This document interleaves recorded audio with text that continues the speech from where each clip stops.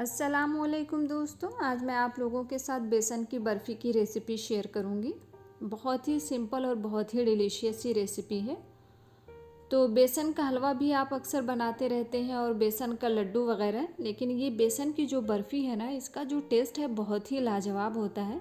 बनाना भी काफ़ी आसान है और इसे जो है एक बहुत ही ख़ास ट्रिक के साथ आज हम बनाने वाले हैं, जिसकी वजह से इसका टेस्ट जो है ना बिल्कुल मार्केट की जो हलवाइयों वाली बर्फ़ी होती है बेसन की वैसा ही आएगा।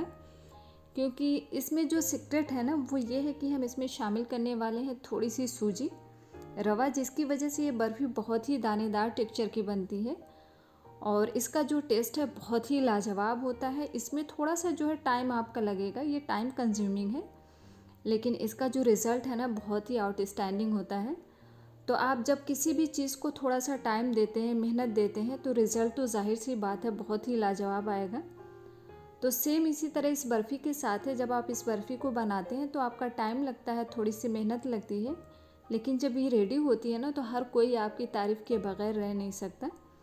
तो जब मैंने अपने घर में इसे ट्राई किया था ना तो मुझे भी बहुत सारी तारीफ़ें मिली थी, इसलिए आप भी इसे ज़रूर ट्राई करिएगा। तो आइए रेसिपी को देख लेते हैं।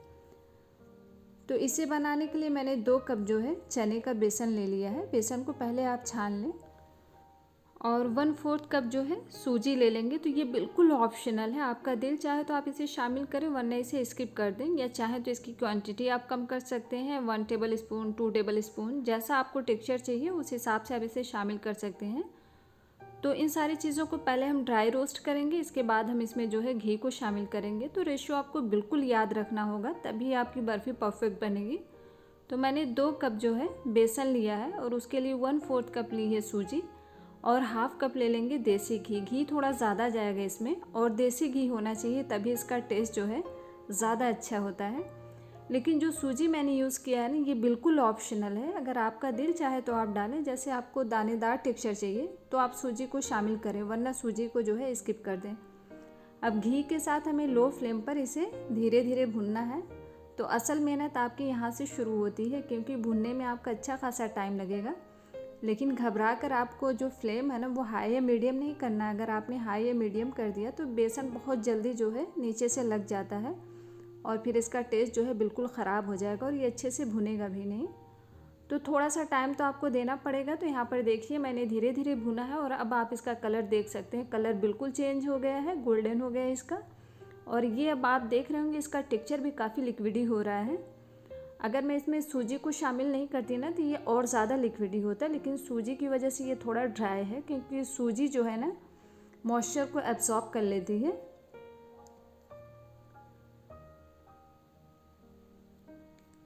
तो मैंने आपको पहले ही बताया था कि ये जो है ना थोड़ा टाइम कंज्यूमिंग तो है, लेकिन इसका रिज़ल्ट जो है ना बहुत ही आउटस्टैंडिंग होता है।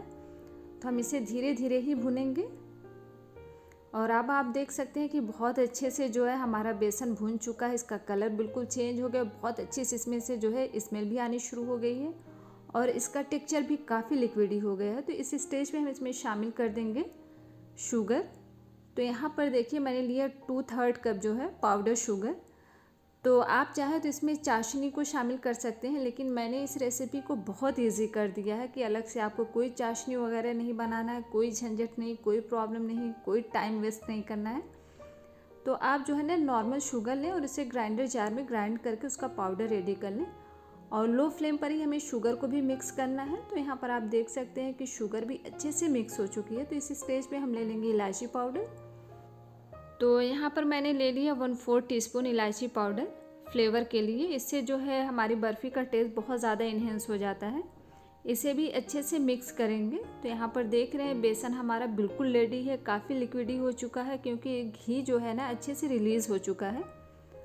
तो अब जो हम फ्लेम को ऑफ कर देंगे और चलते हैं नेक्स्ट प्रोसेस की तरफ। तो सबसे पहले हम अपने मोल्ड को रेडी कर लेंगे। तो यहाँ पर मैंने ले लिया 1 टीस्पून देसी घी और इसे जो है मोल्ड में अच्छे से ग्रीस करेंगे चारों तरफ से। अब इसमें लगा देंगे बटर पेपर। बटर पेपर लगाने से आपको ये फ़ायदा होगा ना कि जब आप इसे डिमोल्ड करेंगे तो बहुत आसानी से निकल जाएगी। और बटर पेपर को भी हमें जो है घी से ग्रीस करना है।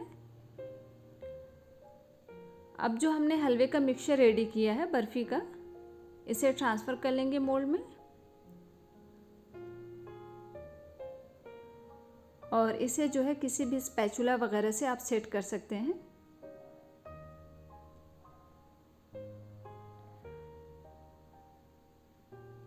तो यहाँ पर देखिए अब मैंने एक स्पून ले लिया है ताकि जो साइड्स वगैरह है ना वहाँ भी मैं शेप दे सकूँ, ये पूरा स्मूथ हो जाए अच्छे से। तो जो सबसे ख़ास बात है जो आपको ध्यान रखनी है कि जब भी आप बर्फ़ी बनाएं ना बेसन की, तो फ्लेम को बिल्कुल लो रखकर और बेसन को बहुत अच्छे से भुनें। जितना अच्छा आप बेसन को भुनेंगे ना उतनी ही टेस्टी आपकी बर्फ़ी रेडी होगी। तो यहाँ पर देखिए बिल्कुल सेट हो चुकी है, बहुत ही सिल्की लग रही है, बिल्कुल शाइनी सी। तो अब हम इसे डेकोर कर लेंगे। तो यहाँ पर मैंने थोड़ा सा काजू, बादाम और पिस्ता ले लिया है और इसे जो है बारीक बारीक कट कर लिया है। अब इन सारी चीज़ों से जो है ना हम अपने हलवे को डेकोर कर लेंगे। लेकिन अगर आपका दिल कुछ और कर रहा हो, आप इनमें से कोई भी ड्राई फ्रूट जो है स्किप करना चाहते हैं तो स्किप कर दें। आपको जिस तरह से पसंद हो वैसे आप अपनी डिश को जो है गार्निश कर सकते हैं। और गार्निशिंग के बाद हम इसे 3 से 4 घंटे के लिए रूम टेम्परेचर पे रख देंगे ताकि ये अच्छे से सेट हो जाए। लेकिन अगर आपको बेस्ट रिज़ल्ट चाहिए इसका ना तो ओवरनाइट के लिए रख दें, क्योंकि जो हलवाई वगैरह होते हैं ना वो ओवरनाइट के लिए ही रखते हैं। तो यहाँ पर देखिए हमारी बर्फ़ी जो है पूरी तरह से सेट हो चुकी है और मैंने इसे जो है ओवरनाइट के लिए रख दिया था। तो ये देखिए कितनी अच्छे से सेट हुई है, बिल्कुल परफेक्ट हुई है। तो अब हम इसे जो है डिमोल्ड कर लेंगे। तो जो हमने बटर पेपर लगाया था ना उसका यही फ़ायदा है। आप देखिए कितने आसानी से डिमोल्ड हो रही है और जब आप इसको शेप देंगे ना तो इसका शेप भी बिल्कुल परफेक्ट आएगा। ये देखिए बटर पेपर के साथ जो है ये निकल चुका है।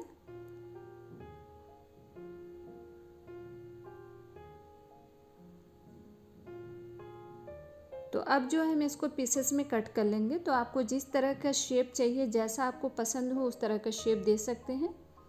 मैं फ़िलहाल यहाँ पे जो है इसे स्क्वायर में कट कर रही हूँ और मेरे कट करने के अंदाज से आपको लग रहा होगा कि ये कितनी सॉफ्ट और कितनी स्मूथ बनी है। और कट करते टाइम ना मुझे एक तरह का क्रंच जो है महसूस हो रहा है, क्योंकि मैंने इसमें जो है ना सूजी शामिल की थी, उसकी वजह से इसका टेक्सचर जो है दानेदार हुआ है। तो अब इसकी एक पीस लेकर मैं इसका टेक्सचर आपको दिखाना चाह रही हूँ कि ये कितनी स्मूथ बनी है और ये देखिए कितनी आसानी से डिमोल्ड हो रही है।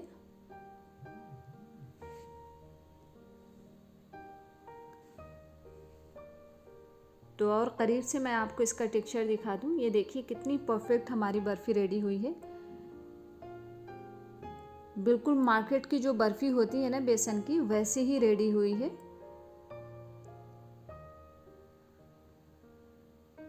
तो फाइनली अब जो हम इसे डिश आउट कर लेते हैं। तो यहाँ पर देखिए हमारी बहुत ही डिलीशियस और बहुत ही सिंपल सी चने की बेसन की बर्फ़ी बिल्कुल रेडी है और ये देखने में जितनी खूबसूरत लग रही है ना, यकीन माने इसका टेस्ट भी उतना ही लाजवाब होता है। बिल्कुल मार्केट की जो होती है ना बेसन की बर्फ़ी, वैसा ही इसका टेस्ट भी है और ऐसा ही इसका टेक्सचर भी आया है। तो आप लोग भी इस सिंपल सी रेसिपी को ज़रूर ट्राई करिएगा और अगर आप लोगों को मेरी ये रेसिपी पसंद आई हो तो प्लीज़ इसे लाइक करें, फैमिली एंड फ्रेंड के साथ शेयर करें और अगर मेरे चैनल पे पहली बार आए हैं तो मेरी आप लोगों से हम्बल रिक्वेस्ट है, मेरे चैनल को सब्सक्राइब करना बिल्कुल भी ना भूलें। Thanks for watching.